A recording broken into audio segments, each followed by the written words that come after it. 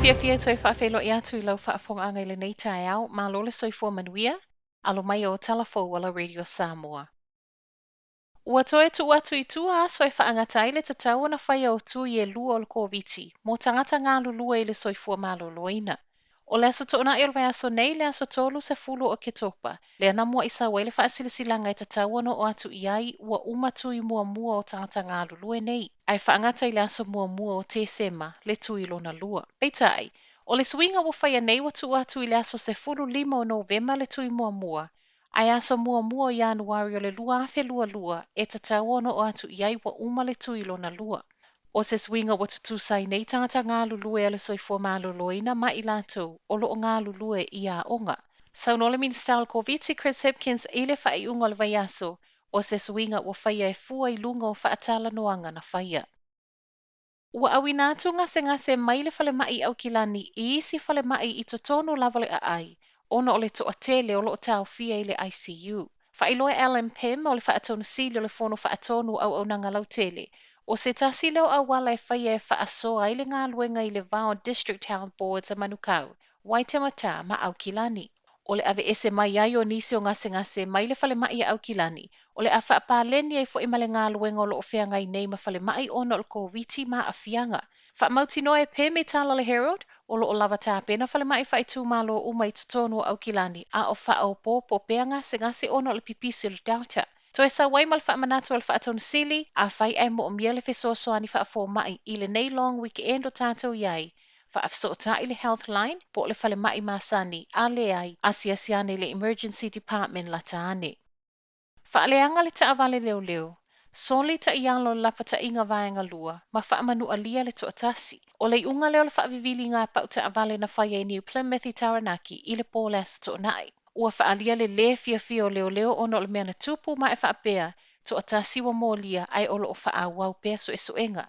O le na whaamanu alia whaapea sa tu I tawhane o se tasi o taawale e le I la vea I le whaavivili ngā pau sa whaia. Peita ia le I mawhai ona tāo fiofi se tasi o taawale na la vea I lea whaalinga ma tifa atu iai. I tala le Herald, na I loa e leo whaasala launga o lea whaatasinga I le vaiaso tāluai I lunga o le social media. Ma e ui o lea na tala noa iai, e le I tāo fiai. O le taliane o leo I lea po I le taawale na la vea, na o ane ai lātou sa I lea no fuanga whaaleanga le taawale leo, ma e whaafetaia e le I tū ngā manuanga o le leo sai tutono le taawale I lea taimi. Ua talo sanga mai e ma leo I so o se tasi sila fia nisi whaamtalanga I lea mata upu e whesota I atu e whesoasoani I a lātou soesoenga. Ua tele talo sanga I le toe ai I le whaatapu la au whewa inga I le vao le North ma le South Island, ina ia pui mai le South mai le Delta.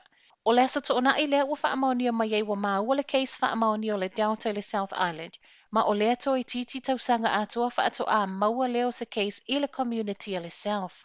O lea case whaamaonia e whaapea na whai malanga atu mai Blenheim I Rotorua, ma I reporti o le soifua malolo I nananafi, e le I whaia umona tui e lua o le koviti. To alua I la ua e wāwala lata so o tanga ma lea case wa whaanofo e sea nei, ma I whai unga o la ua ulua I siaki na whaia e fo I mai e negative. Tari tonu se tasi o tangata so e whaapitoa Michael Baker, e tasi lava le awala no o atu ai, o lea na avatu le North Island ma ua tata waiona toe ai I siaki o lo whaia I tua oi. Langolango ina fo ia I lātou I kalai estete le toe whaamamafa o le vavae e se ina atu o vaenga o lo lapata inga vaenga lua, mai a au kilani leo lo vaenga tolu. E o mai ana nafi e lo iei se fuafuanga le malo e vavae e se atu le South Island, e tusa masaunoanga ale Minister Koviti Chris Hipkins.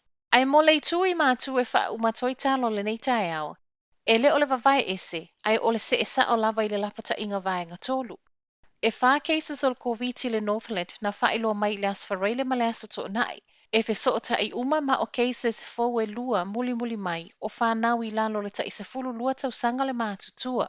O Northland o lea e lapata inga vaenga lua pea, ma ua whaalia Dr. Shane Retty o le National o ia fo o lo ofesoasoani e whaia tui o tangata I le Far North, o le mana o leo tangata whai pisinisi, ai mai se le to o telo I lātou o lo ono nofo I le tui mātu.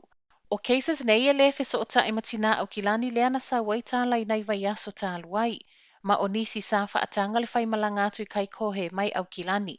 Na vawe o na sui ai mata I ala mo tangata siasi whale mai mo whangarei, kai taia, Darkerville ma Bay of Islands I le whai ungo le vai aso. I se tala mai cases whaamaonia le community le whaiunga le vai aso, e valo se fulu cases I le community ana nafi, ai se lauma le wha le aso tō nai.